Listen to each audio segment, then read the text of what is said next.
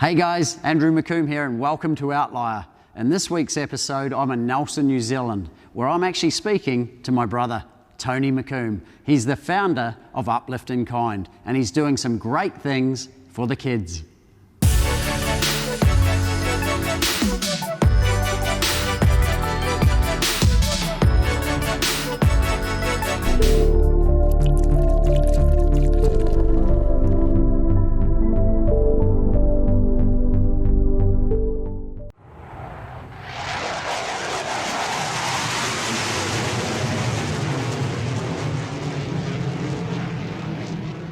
I've been waiting a long time for this. It's my chance to get back at my brother. Let's go and meet him. Well, this is an outlier experience in itself. I'm with my brother, my oldest brother, Tony McCombe from Uplift in Kind. Tony, welcome to Outlier. Thanks, Andy. Good to be here. Now, you've got a fantastic cause that's happening right now. It's certainly an outlier in its space with Uplift in Kind, but it wasn't always that way, was it? How did the journey begin? Well, I've come a long way from being a surfy bum, as you know. But so growing up in Dunedin, New Zealand, with yourself and our other brothers is where it all began, really. The high school system and I probably weren't very good friends, and the Sinclair Beach was quite an attractive option. So anyway, not too.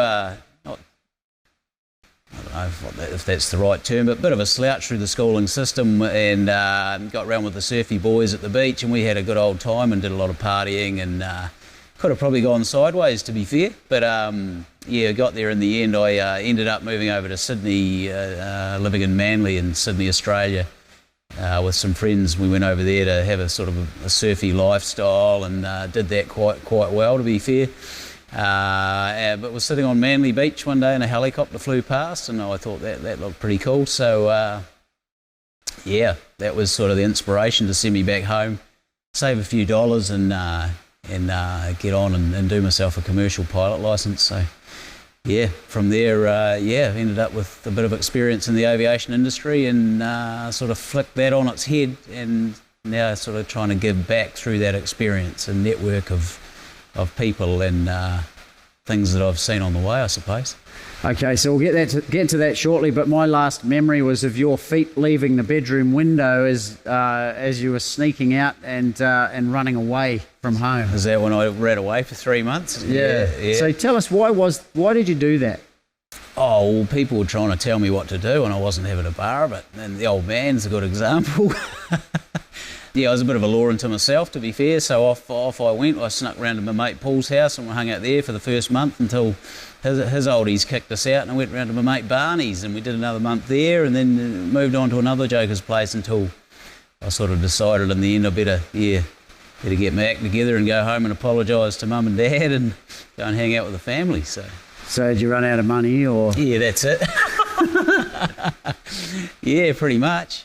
Yeah, so I wanted to, obviously in that, there's this family situation where you don't feel like you're, I don't know, whether the values aren't the same as the family, or there's that, but there's also the schooling side of it. You mentioned that I know school wasn't for you.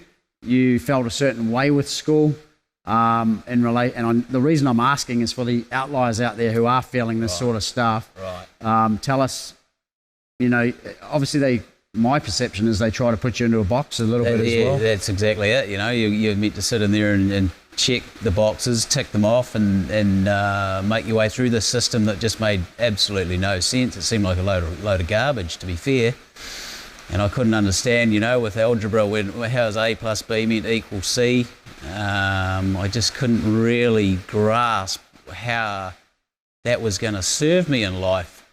The only way I could put that together was thinking, maybe they're teaching me how to learn, but to learn a load of rubbish made no sense. So, that's when surfing become probably more of a priority. Probably a bit lost, didn't really understand what this is all about. Everybody else is doing it, and most of them are getting through it and doing well. Whether or not they agreed with the system as well is another story, but they were doing the right thing, whereas I was probably rebelling a little bit.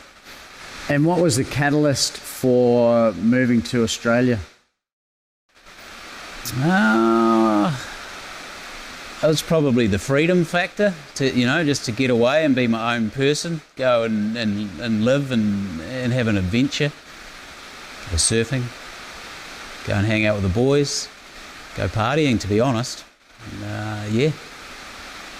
So that's the one side of it. How were you feeling as that was happening? Like, knowing that you were doing that and it was fun and that, but did you at any point question yourself around what's next? What am I going to do with what I am doing in my life? I think it was that helicopter flying down the beach at Manly that made me, something went off in my head, and I was like, right, I probably need to get organised. I've been bumming around effectively. That was the catalyst for get your life in order pretty much, and I'm glad I did.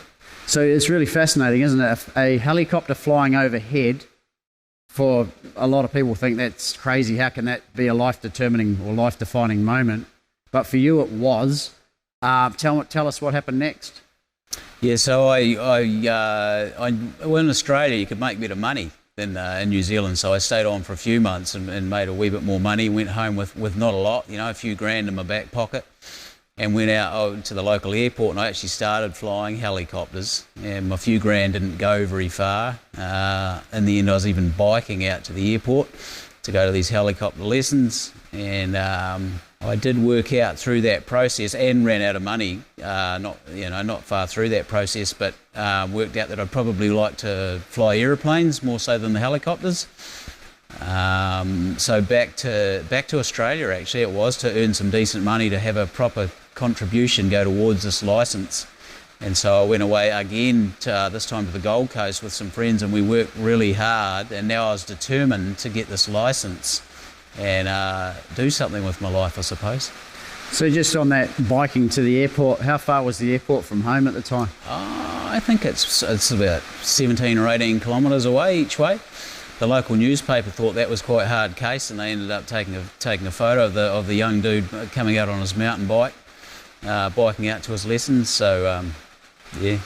So obviously early signs of commitment, when commitment wasn't that forthright, when the vehicle, I guess, what was being presented to you originally with schooling and that wasn't so attractive, but once it became attractive, the commitment started to rise. Yeah, I remember it blew the old man away, because I'd go to him with ideas and he just thought I was a dreamer, and I was. Like, he'd be like, oh yeah, that won't happen. And I'd shown some commitment to this commercial license. I remember going to Central Otago one day with him for a drive to do something up in Clyde, and came back with him, and I was telling him about what I wanted to do, and he was actually listening, and I was like, yeah, he understands I'm serious now about what I want to do, because I had been a rat bag.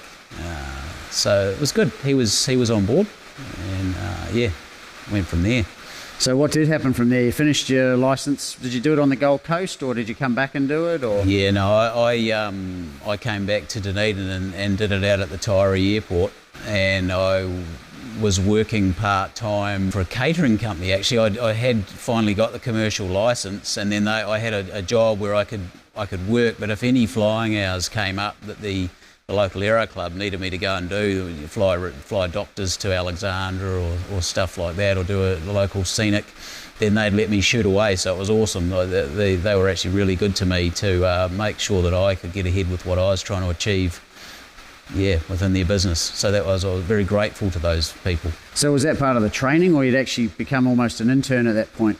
No, I was qualified now, but any commercial pilot that gets going out there will tell you it's all about trying to gain some hours, and you can't gain hours because you haven't got any experience, and you can't, because you haven't got the experience, you can't get the hours. So it's a little bit catch-22. So you do what you can. You go out and you mow the airstrip at the airport, or you help paint the fence at the aero club, or that's what you did. And so eventually I managed to accumulate enough hours, which then got me a proper job in Wanaka flying skydivers. So yeah, perseverance. So flying skydivers, how did that look every day? Oh yeah, that was all right. They were a crazy bunch of people, the skydiving fraternity, but awesome. Yeah, it was a fantastic gig. So a great way to build up the hours. Awesome. Yeah. And immerse in the lifestyle, I guess, too. Yeah, well, in Wanaka, a great place to live, and I ended up flying a certain type of aeroplane that was that led me into a job on the west coast at the end of the Hollyford track, which is one of New Zealand's famous walks.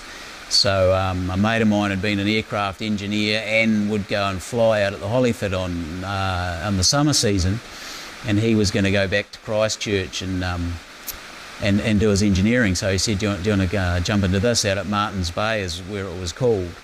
So I got trained up to do that job.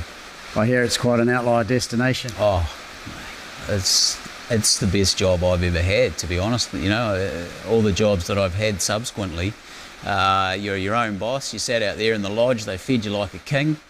You're in the most beautiful part of probably the world, or very close to it. And I would take guided walkers from the Hollyford Lodge, which was the last day of the walk. They'd spend, it was either 3 or 4 days, and we'd finally take them out on their last day to Milford Sound. It's stunning, world class. Yeah. And what's the vision at this point? Is it more just to build up your hours? Do you need a certain amount of hours as a pilot to get certain levels, or how does it work? Until you get to a point, it's all hours. So once you've got your commercial, you get your private pilot licence, which you have to achieve before you can get your commercial pilot licence. And then once you've got your commercial pilot licence, you've now got a licence to learn. And so then you learn, and the next big milestone is probably the 1,000-hour mark.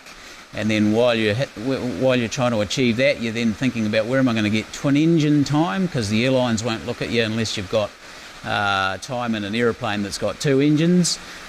So that then becomes the next big hurdle, trying to find an operator that will allow you to fly their twin engine aeroplanes, because everybody wants that time, because that's sort of the most vital time that will take you to that next step of into the airline industry and on from there. So it's quite a process. So in New Zealand, being quite a small country in itself, there can't be that many opportunities. Did you have to go abroad, or? Nah, yeah, I did. After the after working out at the Hollyford track, I went to Botswana for a year and flew around the wildlife camps out of Maun in the Okavango Delta. There were about 50 pilots over there, and it was interesting, of which a pilot population of 50-ish, around 25 to 30 of them were Kiwis. So the good old Kiwis are out and about trying to get their hours up. Right next door is South Africa, of which there was only probably 10 of them. So there was more Kiwis there than South Africans. And then there was an Aussie and a Frenchman and a few other nationalities. But the majority of the pilot population in Maun were Kiwis. So it was a good time. Yeah, well, you must have had some great stories out amongst, was it like the safari type animals? Yes, yeah. So you got your elephants and your lions and your cheetahs and hippos and crocs. The fantastic experience. You know, Maun itself, the majority of the people that live in the town, it was quite large for an African village, so to speak, but about 30,000, of which most people would live in their mud huts, traditional mud huts, with the odd supermarket and a bank, and then sort of our accommodation was slightly better, but nothing flash, to be honest.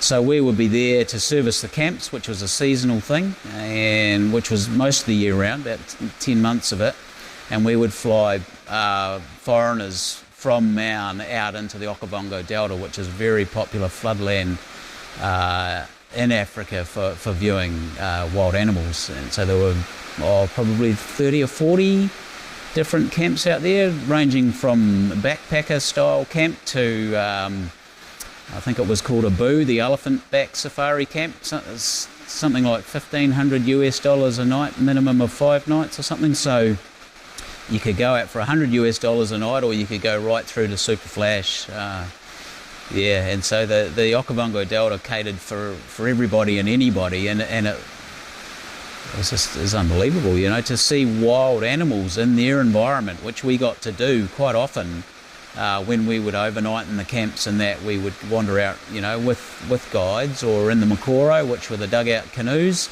We'd go out there with a few beers and go and wind up a few hippos. Yeah, so pretty cool experience, yeah. Yeah, so you're starting to stretch the comfort zone from Dunedin to back and forward to Australia, and then out to the west coast, Wanaka, and then the west coast of New Zealand. Yeah. How does it feel when you're out in another country and obviously it helps having 25 Kiwis with you, but how does that start to feel in the growth picture? Oh yeah, it was pretty lonely, to be fair. Probably a little bit homesick when I was in Africa, but the problem I had is I'd been spoiled because I'd flown in Fiordland, and you just can't get any better. Africa was beautiful for the experience and the wildlife, etc. But you're in describe it. It's a very barren, flat land, if you like, with swamp and rivers and a bit of foliage. So, from a pilot point of view, apart from the airstrips being quite hard case at times, especially if a storm's just been through and they're quite muddy and slippery, the actual navigating was very boring. So I think, like I say, coming out of Fiordland to go to fly in the flat hot wasn't that good. The flying was okay. But the experience was the friends and the people and the comrades that I made. I've got some of my best friends today were mates that I made in Botswana. Any good stories from while you're out there? Oh, some of them you probably shouldn't say. But yeah, look, it was a great time. Good, lots of flying, plenty of socialising, and good bunch of guys. So can't ask for more than that. Surely you got more stories than that. More Botswana stories? Yeah, yeah, there is one about Pete from Auckland. A mate of mine and I went out one night to the Okavango Delta. We grabbed another friend's crappy old Land Rover, and the problem with the old Landy was that the starter motor was gone. So I thought, how are we going to get that going? Well, what we'll do is we'll back it up an anthill when we get out into the Delta. We'll be right. So yeah, off we went, grabbed a couple of beers, a piece of steak and a fry pan, and off we went to go into the Delta just on dark. Cranked up the fire, sitting around having a few beers, cooking a steak, and in the distance there was quite a distinct cat noise of brrr. So like old Pete from Auckland, he knew better. He goes, oh yeah, no, that's no worries, it's just a lion. And they're right, what you do is you crank the fire up. It's like, oh okay, well Pete will know. So we cranked the fire up, another couple of tins in, and we could hear this cat again, and it had got a whole lot closer. And it had gone dark by now, and we're like, oh, that's a bit sus. But yeah, no, Pete said, no, just crank that fire up. So away we went. We had this fire roaring. Anyway, another half an hour would have gone by, nothing, no noise or anything, completely dark. I'm sitting there, and we're just into the steak now, which is probably what a cat likes. But we heard this brrrr, and there was this thing within, just outside of where you could see, was probably 15 or 20 metres away, and it was a cheetah. Quite a distinct purr on one of those coming out of the dark. So we scarpered into this Land Rover and hid in there for a couple of hours. Anyway, old Pete from Auckland got out his night vision goggles that he'd ordered online. We're talking a long time ago now, so they can't have been that good. But anyway, he reckoned it was all clear, so we jumped back up on the roof of the Land Rover, because they come with those racks with the ladder that you go up. Anyway, I didn't last long. I was back inside within about 15 minutes. Then he came back down later with all yarns. He'd seen baboons and all sorts of things. But so anyway, the next morning when we woke up, we went for a bit of a wander around, and we bumped into a bunch of locals that were wandering. They'd brought some people out for a guided makoro, which is a dugout canoe trip in the river. And we went over and had a yarn, and then said to them, according to Pete, we're in a part of the Delta where there's hardly any lions, and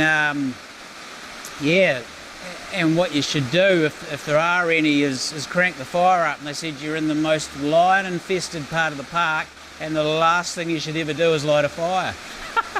So anyway, we went back to the Landy, rolled it down the anthill, dropped the clutch, and away we went. No dramas. Very good. The power of innocence. Yeah. And so where'd you go from Botswana? I came back and flew in Wanaka again for a while, and accumulated some of that twin engine time that I was talking about. Flying Britain Norman Islanders were a bit of a classic old aeroplane. We'd fly those into Milford and around Mount Cook, and acquired the time that I needed. That then got me up to Wellington to Vincent Aviation, which I flew freight and light twin engine aeroplanes and on instruments, which was the next sort of time that you need to acquire to really satisfy the airlines, was some twin time and instrument flying time, which is flying around in the weather and through the clouds and navigating with your instruments. So that was the next step. And then I guess there's a period of time where you decided to own your own business in the space. Yeah, so I flew for Vincent's for a year, which then led on to Origin Pacific, and ended up based in Nelson, flying for the airline there for a few years, and was one of the first of a handful of contract pilots to actually get laid off. And eventually the airline failed, unfortunately. So just after I'd been laid off, an opportunity came up to buy a little air ambulance business called Flight Corporation, which I bought off a friend. And jumped into that, and gave that a good go actually, and got involved in the air ambulance industry. So Flight Corp itself was tourist flights as well as air ambulance? Yeah, we did scenic flights and trips out to the Awaroa Lodge and the Abel Tasman, and over to the Heaphy track to Karamea, and then around that was the air ambulance work for the local hospital, which we had a contract for. So I had that business for about 5 years, and then sold that on to a bigger operator, and ended up working for them for 9 years thereafter, managing their air ambulance business. So after all these years of flying for someone else, selling your own business, and then moving on with 9 years with the other company, how did Uplift in Kind come to be? Well, yeah, I had actually been involved in another business called Seats Left Over, which was about it was a software program to assist airlines selling their leftover seats. And that same idea had carried through with what I could see was going on in the back of aeroplanes and helicopters, where we could actually make good and not make money like the Seats Left Over idea was for, but actually just give back to people with a resource that's effectively already going. And it's an opportunity for the operators to actually use a resource, cost them nothing, to give back. And so I was at that time commuting out of Dunedin to Auckland for the Starship Air Ambulance, and I was going up there week on, week off, and I took my idea to 5 of the child supporting charities, Pillars, who take care of children or families who've got a parent in prison, Heart Kids, they look after kids or all families around kids that have been born effectively with broken hearts, and then there was the Child Cancer Foundation, who look after children right through to teens with cancer, and then there's Canteen, who then sort of take care of things at that point for people going through a cancer journey, and also Make-A-Wish. So I ended up talking to 5 major charities, and they all love the concept. And so I said, if we could bring your children or their families these distractions from what they're going through, would they be keen? And of course they were. So I then took the idea to the partner, the aviation partners, and some volunteer pilots too, who put their time and effort and money to rent aeroplanes forward to take these kids and their families up for some fun. And so that system has now grown into a nationwide network of predominantly commercial operators with helicopters, aeroplanes, and even the indoor skydive in Queenstown, for goodness. So, well, that's a really good word, I guess, or value is, what was your key inspiration? Even, like, if you look at who you approached in the early days from a charity perspective, was there a reason you approached them, like from a personal perspective? Yeah, well, look, you know, we grew up with a handicapped brother, right? And so Dad was a big part of the intellectual handicap society, and so that probably rubbed off on me as where was my opportunity to give back. Dad had given many, many years of his life to support our brother and the society behind the handicapped kids. So yeah, that's the inspiration for talking to the charities and saying let's do some good. And so you are doing a lot of good. How does Uplift in Kind work now? So yeah, like I mentioned, we've got the network of operators or pilots around the country. What will happen is the charities will come to me and say, we've got a family doing it a bit tough here. What have you got in the way of something to offer them so we can take them away from some of this hardship and get it out of their mind for half a day? And so I'll reach out to whoever is in that location, and our operators will always bend over backwards to make this happen. they love it. The companies that have come on board are family-owned businesses. They've never ever asked for anything in return. They've never made it about our marketing. You must do this. You've got to have so many followers, this or that. There's never ever been any requirement for anything. They just get a kick out of it. We get a kick out of it, and so do the families that we take for a fly. So what type of children would you have? Is it all children, or could it be anyone? No, it can be anybody, yeah. Like we do. We have young people, we have teenagers, we can have adults. Last weekend, we took Soraya and her mum.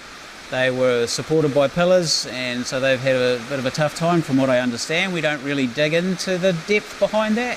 If the charities will put them forward, then that's acknowledgement enough. And but the feedback I had is that Soraya and her mum had some awesome quality time flying around Christchurch in a helicopter last weekend, thanks to one of our partners, GCH Aviation, big supporters of our program. I guess for the families with sick kids too, it must be a real burden. Not a burden having obviously the sick kid, but it must change the way they live and how they've got to do things. So getting some time out for them too must be important. Huge. What I see when I'm not at all of the flights, but the ones that I've either flown or been part of, you'll often find that it's the families that weep and get upset, and it's the teary stuff. And the kids, who are usually the ones that are unwell, they're just happy. This wrap, this time out. Yeah. So they're not thinking about it too much, they're just getting on with it? No, it's the folks or the family, they get really teary. So. And just on the volunteer side of things with the pilots and that, putting their hand in their own pocket, that's pretty powerful, isn't it? It's huge. And some of those pilots, they're all very experienced pilots, are laid off airline guys, they're doing it pretty tough. And they're still happy to persevere. And one of our guys has got his own aeroplane. Cost him to take that up. Quite happy. Another helicopter guy and a good mate of mine, Rick. He was in Botswana. He unemployed. Quite happy to go halves and renting an aeroplane out of Taranaki. I said to Rick the first time he did it, I said, mate, you're going to get a kick out of this. You'll see what I mean. And he rung me back and he goes, man, I get it. And so it wasn't long after that, he into another one, A couple of weeks later, he took another young fellow up for a fly with his mates. And these kids, some of them might not be around now, that's the reality. So it's pretty heavy stuff, but it's good, right? So what is it with humans, you think, that are willing to give back, even when they're under duress themselves? I don't know, I think it's probably hardwired, Is that one of your planes now? No, that's my rain though. It's good New Zealand weather. Yeah, good New Zealand weather. But look, they're good people. Some of them are, look, everybody's got a story, right? Everybody's got a cancer story. They've been around it, they've seen it. Some may have had it, survived it. Not that we're always taking folk with cancer, but primarily that sort of comes into the fray. And it's probably worth adding, you don't need to also come from one of those charities. If you're doing it tough and yourself or a relative puts your name forward, we're going to try and take you up and have a good time. We'll just find you something to go in, an aeroplane or a helicopter, and go and distract you. So what are some other stories you've had with some of the kids or some of the teenagers and the parents? Well, there's lots of stories, but I remember personally we took the DC-3 in Ardmore for a fly. We were able to put 25 kids on the DC-3, which is an old airliner, bit of a classic old tail dragging aeroplane, and went out to the 5 charities and said you can bring 5 kids each. So we took 25 kids, and Santa came along because it was Christmas time, and then there was a couple of other, there's a flight attendant and stuff like that, and I sat next to a couple of young kids and they were fizzing, and it turns out they'd never ever been on an aeroplane, So one of the ladies from Pillars rang me not long after we'd just flown 3 of their young girls. I think one of the girls might have been supported by Pillars, and she'd brought a couple of her friends, and we took them flying over Auckland for a scenic flight, and she rung me up. She's almost in tears, this support worker, going, you know, for those kids to even go to the beach is a massive ordeal for them, and here you are, you know, you're taking them flying over the city, you know. So that feedback coming back to me, that's what makes it worth it for me, and that's what flows through to the operators and the volunteer pilots and everybody involved. The volunteers at the charities and that too. They're all just good people trying to help, you know. So it's a good point.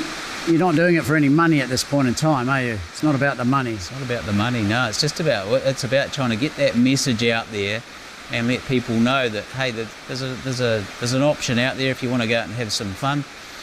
Come for an uplift in kind. And so for the young outliers out there, or potential outliers, or people who are in your scenario when you first started, you know, directionless or feeling lost or haven't got a purpose, you know, there's a lot of hope in your story with this. But what advice would you have for them? Because it's not always about the money, right? But money becomes a barrier for a lot of people before they even start. What would you say to those people? You mean the money's a barrier because, like, in the example that it's expensive, the option I chose, so how did I get around that? Yeah, that's another one. You haven't chosen exactly a cheap option to learn and grow and become who you are. But a lot of people use money as an excuse before they even start and go, oh, that's going to be too expensive, I'm not going to do that. So what would your advice be to those people but they still want to be that outlier, that part of themselves? What would you suggest for them? I was up for thousands and thousands of dollars, but the money, I don't even remember how the money was an issue, you know. It's that commitment. It's that, right, I've got a vision, I want it, I was passionate about it, I was passionate about aviating, and the rest just falls into place. You've just got to get that mindset, get yourself to the place. It's not a challenge anymore. It's enjoyable. It's just steps, isn't it? So, yeah, just take the leap. Yeah. So, and again, I know that's every outlier I interview, that's exactly what we all do, right? We sort of jump off the cliff and then look for the roadmap. But I still know that stops those people because they're looking for the sign before they jump. You know, they're looking for the trampoline to push them back up, or the safety harness or whatever. And it's a really interesting concept to grasp until you do it. But how do you put their mind at rest before they jump off that cliff? I don't know. I see it everywhere, though. It's really annoying as people's ideas or dreams will get shot down by other people who make the assumption that you can't, or you're not good enough, or you can't afford. Don't listen to it. You know, like, if you want to do something, anything's possible. You know, it's that old cliche, isn't it? But just put your mind to it. It'll happen. You look back and go, oh, wow, it's done. What's next? Yeah. You can do anything if you put your mind to it. So if we look at Uplift in Kind, it's not a revenue generator at this point in time. So Tony McCombe has to survive, take after that basic human need. Are you living on savings? How does it work for you? Well, yeah, look, savings do come into it. We have had the Lindsay Foundation have come on board with us and given us some sponsorship. It's not for wages or anything. It's for our messaging, for video production and our social media and stuff like that. And very, very grateful to the Lindsay Foundation and the family behind that for supporting us. But it's all passion driven, basically. It takes up an awful lot of my time. Also behind the scenes, I source aircraft for clients, so it works in quite nicely with what I do for a living, sourcing aircraft for the higher end folk, though, private jets and helicopters. But it's almost doing good. The way I see it is doing good behind the scenes does good for my business, because it just wraps up really nicely around it, you know. And I've already had comments from clients that, you know, it's because of the fact that what you're doing for the children and the families is why we look at you as someone that we would come to source our aircraft. So yeah, it sort of has a positive spin back, but, you know, that's not how I saw it, but that's just what's happened. So if you're going to do good things happen back. Just a processional effect. So what do you say to those people that say, that's not a business, you're not an entrepreneur, that's not a cause, you've got to make money. How can you make money from this? What do you say to those people? I don't care about the money, and I don't care what they say. I'm very passionate about the program. I see what it's doing for the families. Happy days. I don't care what they say.